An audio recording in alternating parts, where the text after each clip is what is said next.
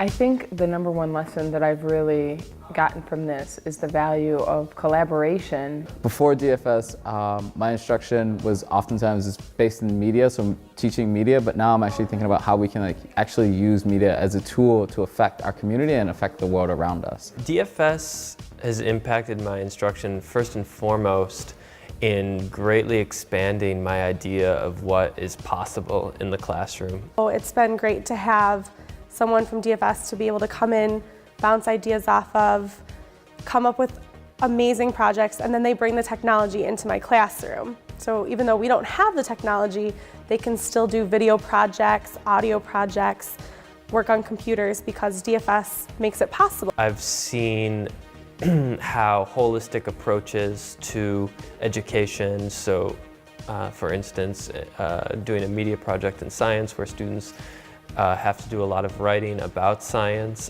to make that media, but it's also got that content piece with the science, how that really just engages students so much more deeply than isolating different subjects and treating them as if they have no overlap or interplay. This program, having an artist in my room every single week who's able to engage the students along with myself in these really amazing projects where my students are engaged as creators and producers as opposed to just simply consumers, it's been liberating.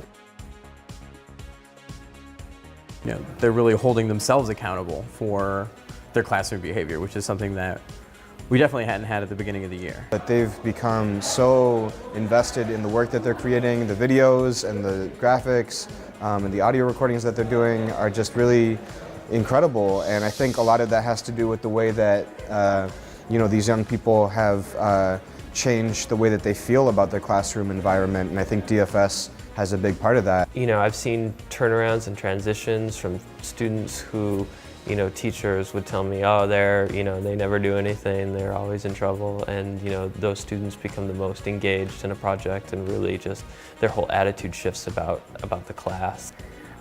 Students are turning in their work much more consistently. I think they're really committed to being inside of school. It's a fun environment to have the artists in there and to have their hands on laptops and hearing their voices recorded. So obviously it's a fun thing. It's also changed the way they see their content areas. So I work in a physics classroom, algebra classroom, and also an English classroom. And in particular in the physics and math classrooms, we've really been able to create media that makes them see that the work that they do in that classroom has application outside of just the textbook, but actually in the world around them and the things that they do every day. It's been a positive impact overall. I mean, I have anecdotes of students, you know, high school students staying after school voluntarily till 5 to work on projects with me, and then I have to leave, and you know, that otherwise they would just keep going. Allows the students to be more independent and working on their own in a way that I think is really, really positive. It's just that I was afraid to give them the reins, and as I've done that with student-facilitated debates and fishbowl discussions and opportunities to run the classroom with me stepping back, has allowed them to feel more ownership of the classroom and more invested in things that go on there. So I think I've seen a difference in behavior issues. I feel like my responses aren't like doing it justice because it's just such an amazing program. Like, what do you say, you know? I could say 100 things that have just been awesome this year, but I only have 2 minutes, so.